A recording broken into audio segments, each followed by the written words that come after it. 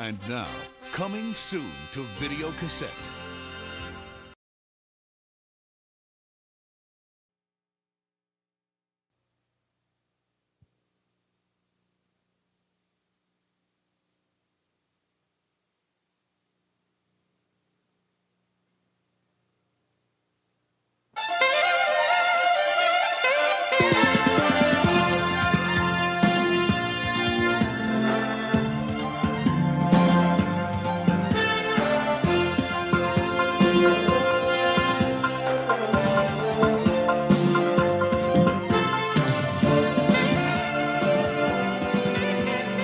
Welcome to the world of arts and entertainment, and thank you for joining us here on A&E Home Video.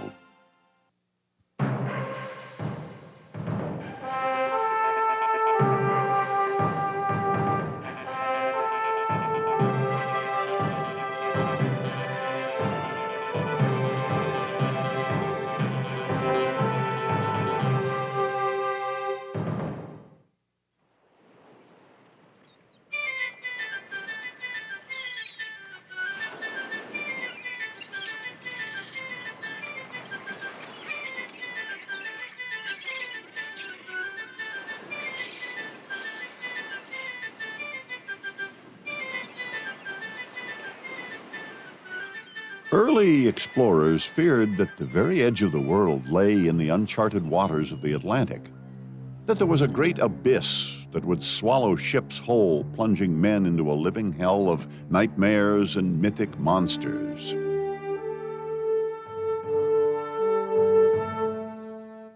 So when Columbus stumbled onto the New World, when he came to places like Panama in 1502, he was surprised to discover seeming paradise. Seeming paradise. But in a way, the old stories were true. For there were monsters in this paradise. There were frustration, disease, and broken dreams. And conquering those would be one of the greatest achievements of the 20th century. It started with the incredible notion of challenging the planet's natural balance by linking the two greatest oceans on Earth. To slice a waterway across the continental divide of Panama and bypass the navigational gauntlet of South America. There was more at stake than improved shipping lanes. This would be Mother Nature's last stand. People would have to declare dominion over the very form and function of the land.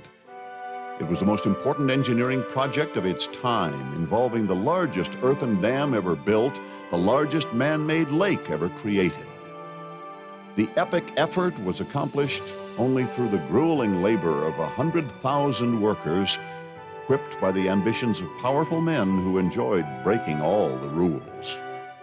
In the end, it would cost billions of dollars and claim thousands of lives.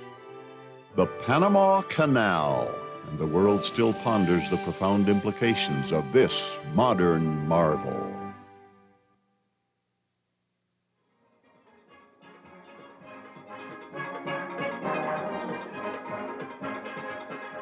Panama has always attracted explorers and adventurers. In 1534, Spanish engineers surveyed the isthmus and proposed a plan for a canal that would link the Atlantic and Pacific Oceans.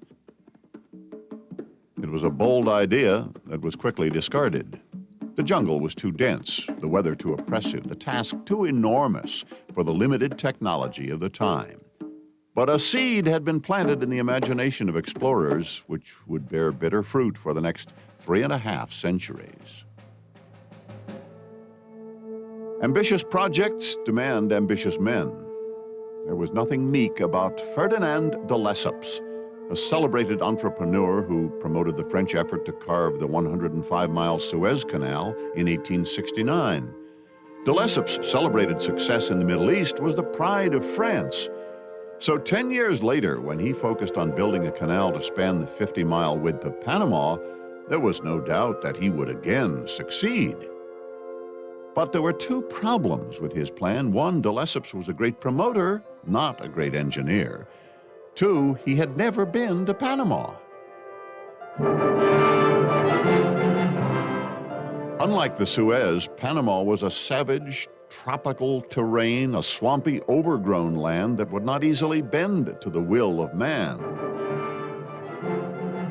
But with the support of the French people and millions of dollars in investment capital, de Lesseps and his team of eager young men began their 9-year exercise in futility.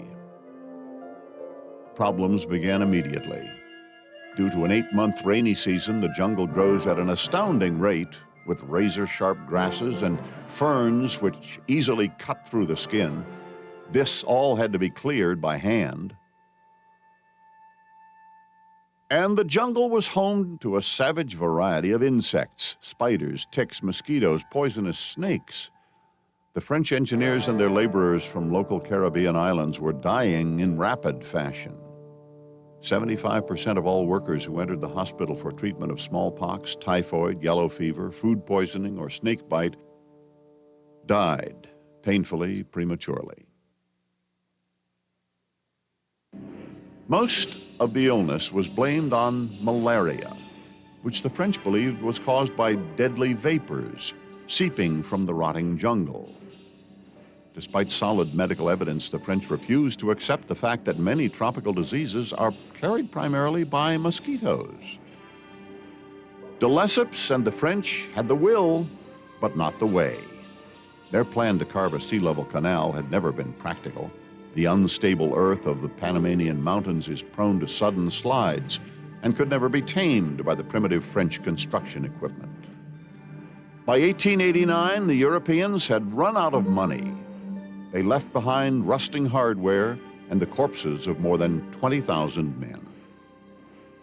Those who survived were credited with causing the worst financial failure of its time, a $300 million catastrophe which nearly toppled the French government.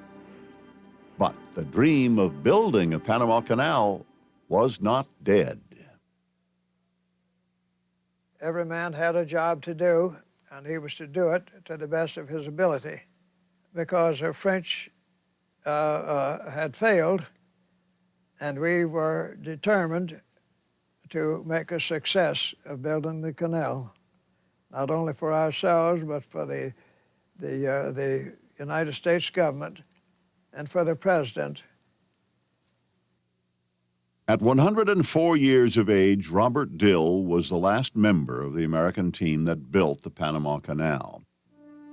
When he arrived on the Isthmus in 1911, the canal symbolized America's emergence as a world power, and President Theodore Roosevelt was the embodiment of that spirit. Teddy's advice was to speak softly and carry a big stick, but he never spoke softly. His mythic image had been forged in 1898 during the Spanish-American War, when as Assistant Secretary of the Navy, he had led the Rough Riders on a bloody charge up San Juan Hill. The public applauded the victory, but Teddy was upset that badly needed support from West Coast battleships was not available for his Caribbean campaign. He saw an immediate strategic need for a canal that would facilitate a two-ocean navy. After the fighting, Teddy became vice president on the winning Republican presidential ticket in 1900.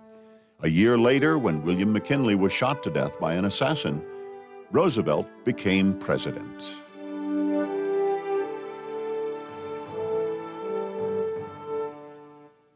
His first order of business was the Panama Canal.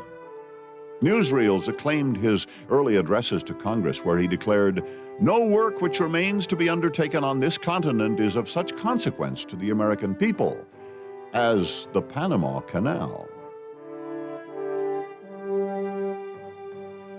The Isthmus of Panama was the northern province of Colombia, and Colombia had no interest in granting the U.S. the right to build a canal. So Roosevelt encouraged the handful of prominent Panamanians who started a revolution in 1903 and declared the region independent. The bloodless coup took less than 24 hours, and to be certain it wouldn't fail, Teddy sent U.S. battleships to the Isthmus with orders to shoot down any Colombian effort to keep its territory. Roosevelt denied any involvement with the revolution, until relentless questions from reporters provoked him into saying, "I took the isthmus." Those 4 words were to prove costly. Colombia demanded $25 million from the United States as reparations for the illegal seizure. But Teddy could finally build his canal thanks to a hastily drawn agreement in which the United States would give the new nation of Panama $10 million for the right to build and operate a transcontinental waterway. No Panamanians ever signed that agreement. Still, preparations for building the dam began. In 1905, John Stevens became the chief engineer of the project. I would say that Stevens was really the architect, because when we took over the building of the canal in 1904, they still didn't know whether there was going to be a sea level canal or just what they were going to do. Stevens convinced Roosevelt of the plan to dam Panama's mightiest river and create what was then the world's largest man-made lake. Then use a system of locks to raise and lower ships 85 feet to the level of the lake for their transit across the Continental Divide. But problems still lingered. How would Stevens protect his workforce from the ravages of disease, which had already claimed 20,000 lives during the French effort? The answer was a combination of cunning and common sense.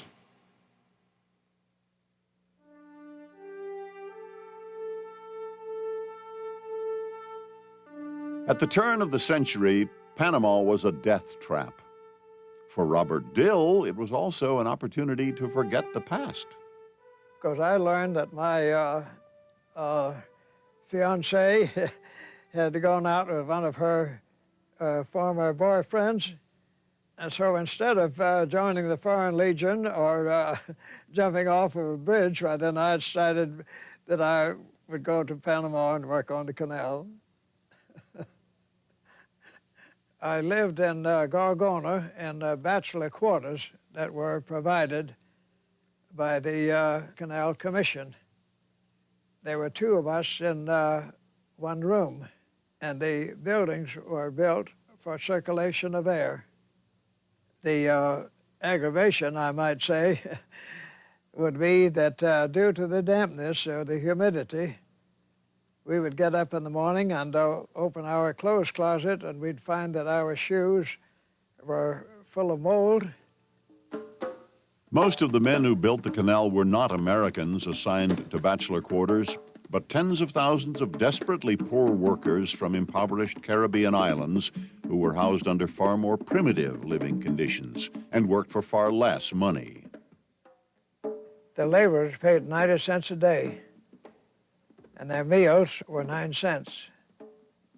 Their quarters were provided, and the rest, of course, was up to them whether they saved it or spent it. Well, my pay as a machinist, I think, started at about 38 cents an hour. And I received 4 promotions, and in the 5.5 years. There was only one thing equal between the Americans and the massive black labor force: the possibility that tropical diseases would claim their lives. It was a reality that Roosevelt had faced during the Spanish-American War.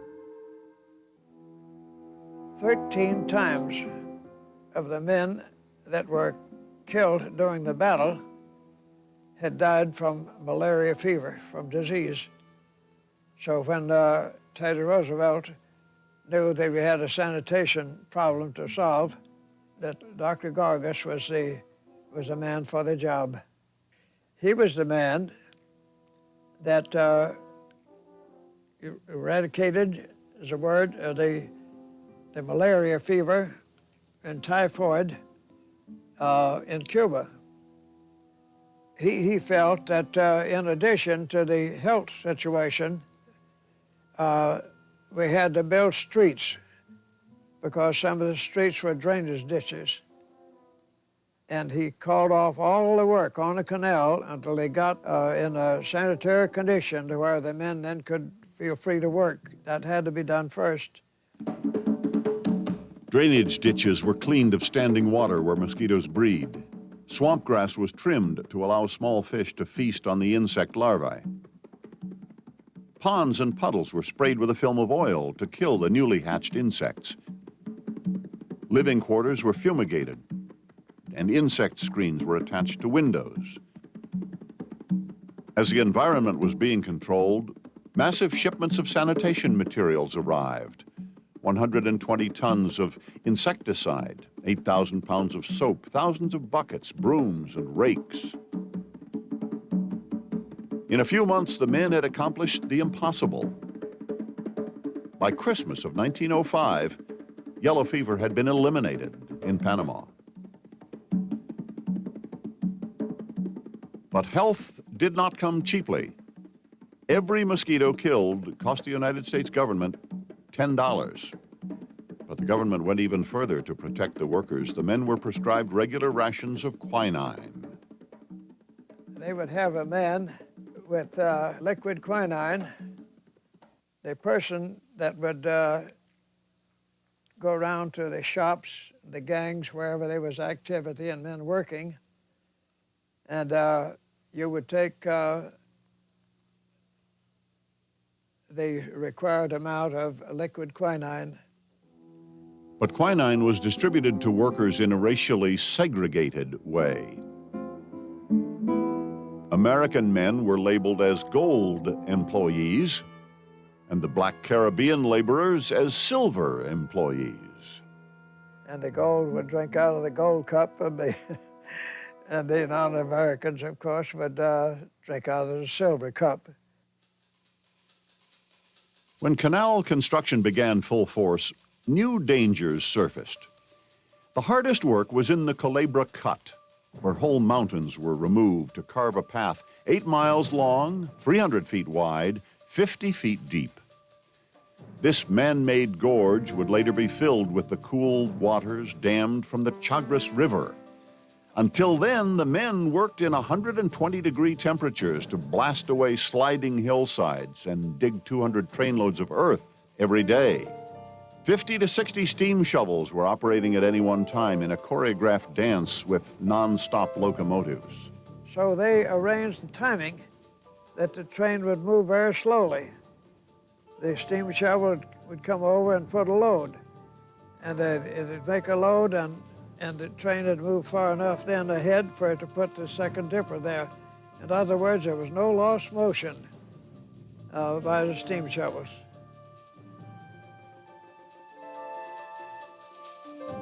Special dumping devices allowed the trains to be unloaded with one giant sweep, depositing millions of tons of soil to create a huge earthen dam, 1.5 miles long, a half-mile thick at the base. It would take that much volume to hold back the water of the huge man-made lake.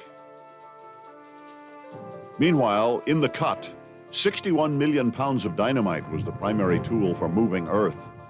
The explosive force was equal to all the firepower used in all the wars the United States had fought up until that time.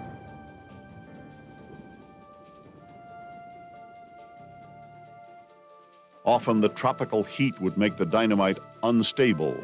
It would explode unpredictably. A sudden blast killed 27 men in a single blinding instant. Other workers were killed or injured by flying debris. Funerals were as regular as rain. Sometimes the blasts sparked deadly fires. A Panamanian fire department was formed to respond, but was largely untrained in the techniques of fighting fires. The Panamanian fire department, instead of going around, and fighting them back, they just followed with it. And when it exploded, I think there were 6 or 7 firemen that were just blown to bits. It was not uncommon for workers to be ground under the wheels of the speeding trains, caught unaware due to the deafening noise at the site. But Teddy Roosevelt was pleased with the progress. The American effort was digging in a single day what the French had taken a month to match. In 1906, Roosevelt decided to see the work for himself and arrived in Panama for an inspection tour. The first time in history a president had left the United States while in office, and the first time a world leader had ever posed for photos in the seat of a steam shovel. It was in November, which was the worst month of the rainy season. And when he saw the conditions under which the men were working, their sincerity, their determination to get the job done, he felt that they should have a pin or a badge or something. So he had French junk sent to the Philadelphia Mint. And there were over 7,400 medals that were struck and were given to those who had served 2 years or more during the construction days. The medals struck from the steel of discarded French construction equipment featured a cameo of Roosevelt. My medal, number 6726. There's a lot of history between number 1 and 6726. Digging the waterway through the Panamanian mountains was a monumental feat, but that was only part of the construction process. The locks which would lift and lower ships from the elevated canal were equally mammoth structures. Their jobs would be to raise the world's largest ships to the height of a 7-story building. Built in 36-foot sections, they were the largest concrete structures on Earth, 1,000 feet long, 110 feet wide. Each of the 6 locks could hold an object the size of the Eiffel Tower. They were designed to fill with water flushed in from the lake through pipes the size of railroad tunnels, with 2 valves weighing 10 tons each. Even though the lock doors weighed 700 tons, they were so perfectly balanced that their opening and closing required only the power of a 40-horsepower motor, the same power used by many industrial lawnmowers. The locks operated exclusively from electricity, a radical new technology for the time, and their power was to be generated by Gatun Dam, a 1.5-mile-long earth barrier made from the soil of the Culebra Cut. Because of the enormous volume of water in the man-made lake, the dam is designed to process in a single day the water equivalent of 2 Niagara Falls. The Panama Canal represents a perfect balance between technology and teamwork, dreams and determination. It was born of a unique convergence of men, might, and money, which defined a defiant age.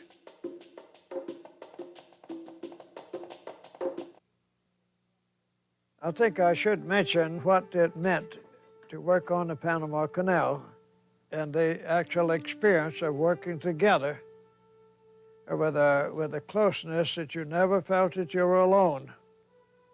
And if you were working with a group, if for some reason one man fell out, well, then there was others right there to take on his part.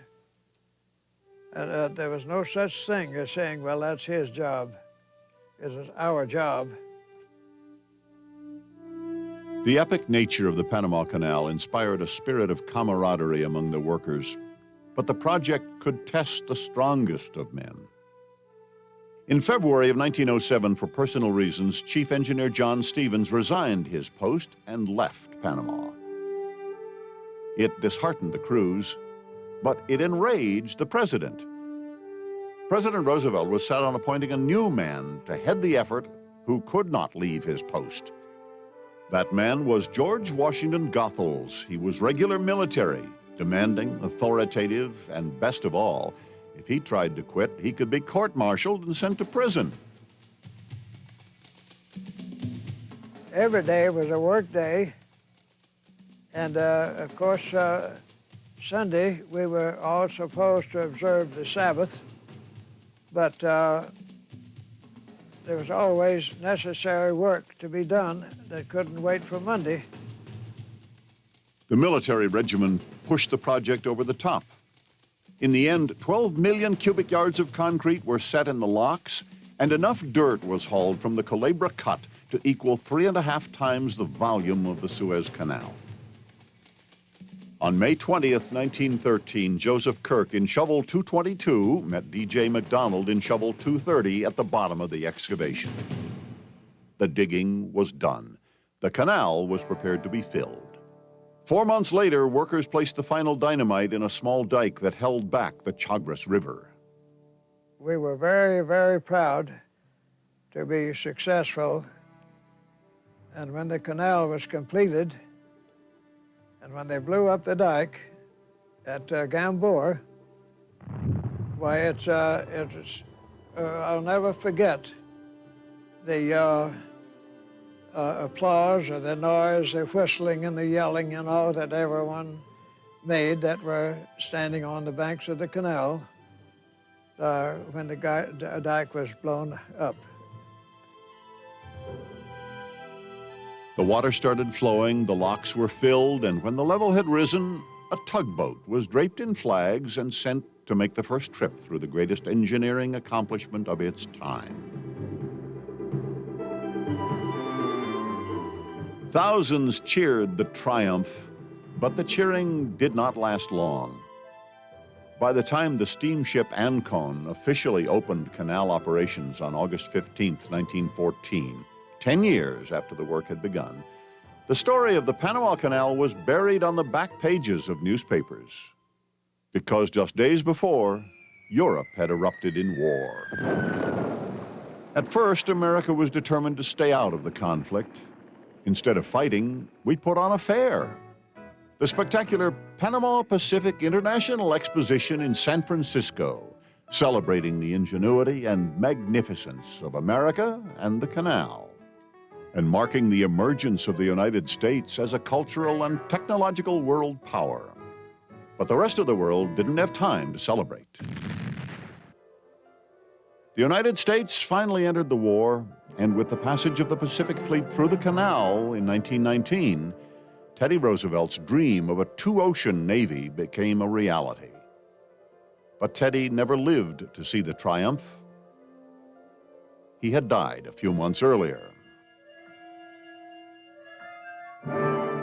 After the war, the United States disassembled a third of its battleships in the collective cause of world peace. The Navy's use of the canal dropped off, and a worldwide depression was having a negative impact on the canal as well. There were periods of time traffic became so slow, so low, so minimal, that there were layoffs. And I recall one time my father was working 2 different jobs. If they were laid off, they would have to go back to the States. And what would we do there? Stand on street corners selling apples and pencils. George Mueller and Joan Marie Ridge de Grummond are canal brats, children of canal workers who lived in the American zone and often grew up to join the workforce themselves. Against the backdrop of Panama, they developed their own way of making it through the Depression. These men pulled together, and they decided that they would work maybe 1 or 2 weeks a month, and that person could work 1 or 2 weeks a month, and that way they could keep their housing and still have a job. But with the basic canal construction finished and most of the workers shipped back home, the American presence in Panama became a military one. A strong defense of the canal would become an important asset as the world grew more restless.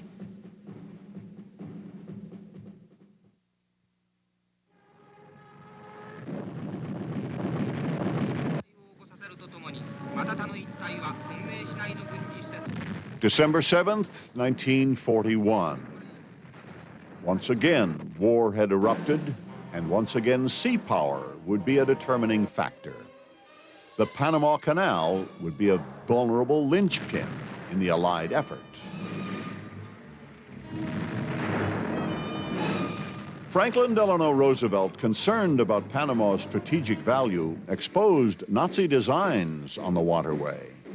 They have divided South America into 5 vassal states, bringing the whole continent under their domination.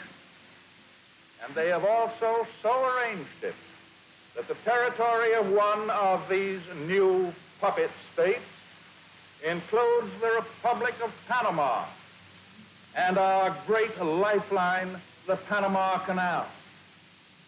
That is his plan. It will never go into effect. In April 1941, the U.S. Coast Guard seized several Axis ships to prevent the widespread Nazi sabotage plot, which included the scuttling of vessels in the canal. The fear was rooted in reality, for Germany, in conquering its weaker European neighbors, had gained control of some of their colonial footholds in the Western Hemisphere. This put the canal within range of air attack. To protect against attack and sabotage, the canal instituted a top-secret program called SIP-7, an emergency damming method in which an underwater blockade could be lifted hydraulically to hold back the raging waters of Gatun Lake if the doors of the locks were hit by Nazi bombs. Should a gate be damaged by some wartime activity, they could easily lose all the water in Gatun Lake. And that was one of their concerns. It could be activated in minutes, even by hand, if all electricity were cut off. SIP-7 proved to be an integral part of America's wartime defense. But the canal had another unusual influence on the war effort. Around the globe, American fighting men were suddenly encountering rare tropical diseases. What had been learned about controlling malaria during the construction of the canal was now taught to GIs through educational cartoons. This is the story of an outcast, now a hunted wanderer over the face of the globe. You all know her name, Anopheles Annie, the malaria mosquito. Oh.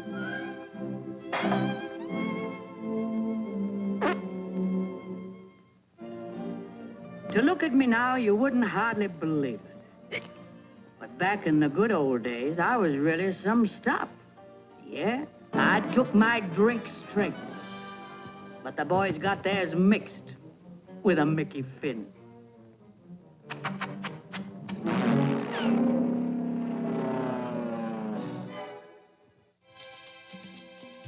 As a facility and as a symbol of a nation's might, the Panama Canal had established its importance. But there were some people who forgot that despite the money, blood, sweat, and tears the United States had invested in the 10-mile strip, Panama still belonged to the Panamanians. There was an enforced segregation between Americans and the Panamanian people. If you're not an American citizen living in the canal zone, you are expected to be out of the canal zone after dark in the evening, unless you had business. Now, many of us had domestic servants, and they could stay several hours after sunset, and they would not be challenged as they were returning to their own homes in Panama or coming back into the zone in the early morning hours. One thing about the canal zone, they insisted on employees, the parents, that is, with their families, return to the States periodically. The idea being that they wanted the families to remain Americanized rather than to assimilate too much of the Panamanian culture to the extent that they would forget their identity as Americans. As Panama grew into the 20th century, Panamanian nationalism increased. In 1964, the United States refused to allow the Panamanian flag to be raised alongside the U.S. flag in the canal zone. Enraged citizens took their anger to the streets in a violent riot that claimed the lives of 22 Panamanians and 4 U.S. soldiers and injured more than 350 people. Many in the U.S. blamed a subversive communist element for inflaming the Panamanians. But the Panamanian government didn't agree that nationalism was subversive and immediately severed diplomatic relations with the United States. The Organization of American States called an emergency meeting to urge negotiation. How would you feel if France exercised jurisdiction over a swath of land 10 miles wide along the banks of the Mississippi River from New Orleans to Canada? Nothing in the 1903 treaty or its amendments indicates that Panama ever ceded the canal zone to the United States. So President Johnson promised to renegotiate the Treaty of 1903 and recognize the sovereignty of the isthmus. That was the first stage in a process that would eventually turn control of the waterway over to the country that had been created so the Panama Canal could be built.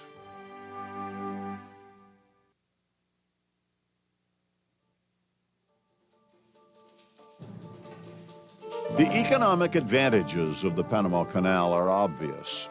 Its unique geography facilitates trade with a direct water link between Europe and the Pacific, and trims nearly 8,000 miles off the shipping route between New York and San Francisco. The engineering behind this modern marvel is ingenious, and the transit of ships a masterpiece of choreography. The route begins on either the Atlantic or Pacific entrance, where vessels make their request to Canal Traffic Control for permission to pass through the locks. The locks are double-sided, permitting traffic to flow in either or both directions at once. Experienced canal pilots board the ships to navigate them through the narrow waterways, helped into the locks themselves by special electric locomotives called mules, which pull the ships into the chambers. Except for the opening and closing of the massive lock doors and the towing of ships into the lock chambers, the entire raising and lowering operation works from gravity. Panama's jungles receive 100 inches of rainfall each year and flush billions of pounds of water from the high regions of the Continental Divide to the Atlantic and Pacific. As the water fills the lock chambers on its way to the sea, ships float on its surface and rise without mechanical assistance.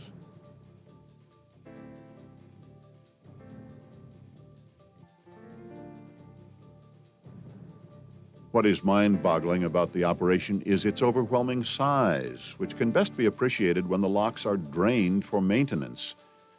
Repair and upkeep is an ongoing demand, with over $100 million spent in the last 10 years on improvements.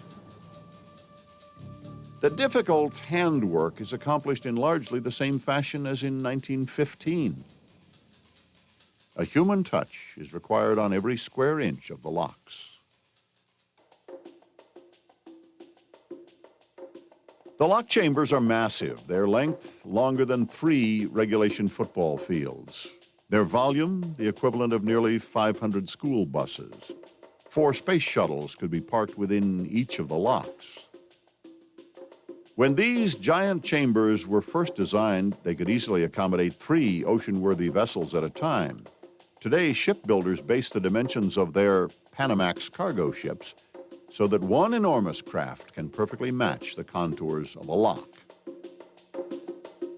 Once through the locks, ships enter the man-made Gatun Lake. Formed by the waters of the Chagres River, the lake also contains hundreds of tiny islands with ecological microsystems, which are natural laboratories for valuable research by universities and scientists. But the lake does not extend from one coast to the other. The Culebra Cut meanders for 9 miles through the mountains of the Continental Divide to link the system. Carving this piece of the puzzle was the deadliest part of the canal construction, as unstable hills avalanched into the work area to bury men and equipment. Even today, the most intensive canal maintenance efforts are focused on the treacherous Culebra Cut. Since its original construction, this channel has been widened from 300 to 500 feet to allow passage of wider modern vessels. More earth has been removed in this explosive process of widening than was excavated originally to build the canal.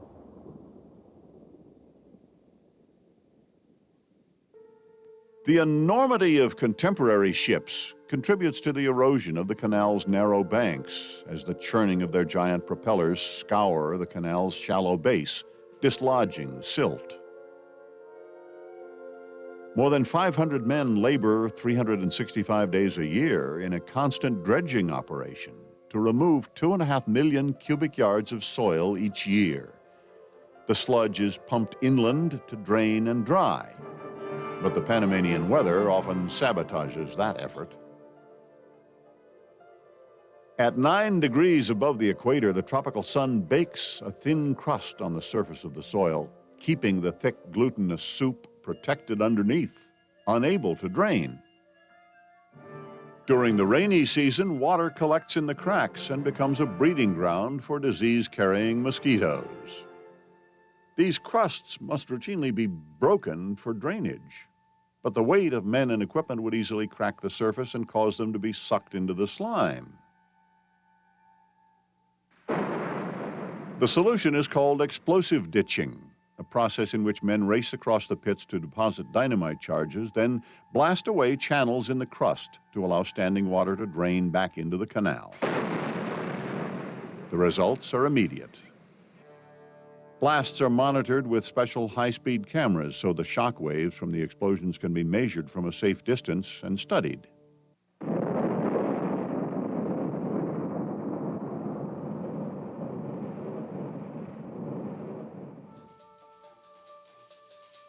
As in the original construction of the canal, a massive full-time crew of more than 8,000 people are constantly blasting, digging, and dredging to maintain the canal.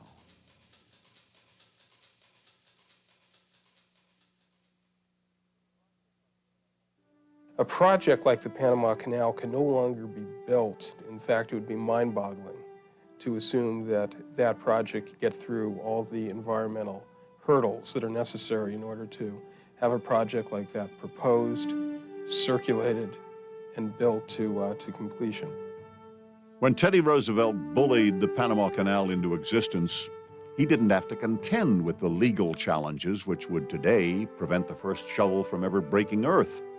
In that sense, the canal is the last hurrah for the kind of ambitious project which would dare to change the shape of the world. Yet the waterway has found a permanent place in the imagination of man. Over 500,000 ships have made the 9-hour voyage from sea to sea over the Continental Divide spanned by the Panama Canal.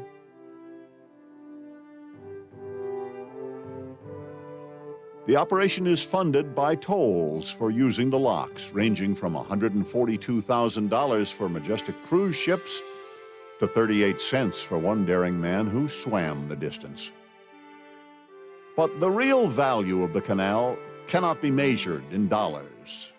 The Panama Canal is a working monument to man's nature, at times stubborn and harsh, but always longing for greatness and cradled in bittersweet glory.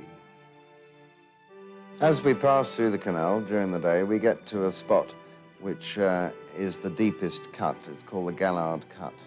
And that was the scene of the biggest digging and of course, biggest casualties while they were digging through. And as we go through, there's a big plaque on the side of the hill to commemorate all the lives that were lost during the construction. The thousands of workers who sacrificed their lives when this narrow sliver of land was wrenched from nature were also building connections between men and creating a door which would lead the world into the 20th century. It is the most important part of my education. I learned things there that cannot be written, some that you can't learn from textbooks, and no one can teach you. You must participate and observe and working with people. I wish now I had stayed, but that's another story.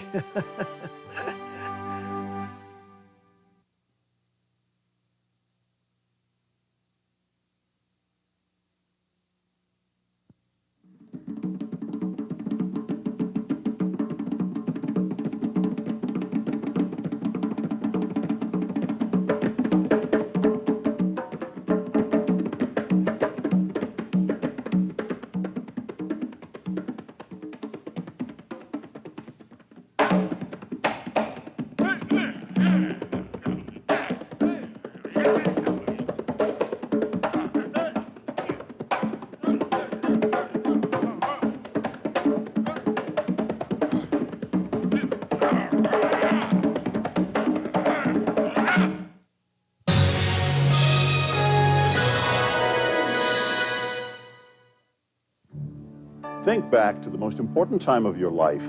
I'll bet the people standing next to you made it special. Family and friends. Spending time with them molds our lives. A&E takes you beyond your circle and into the lives of people all over the world. Spend your time with great performers and great leaders. A&E is your ticket to a world of new people. So after you spend some time with your people, spend some time with ours. It's time well spent.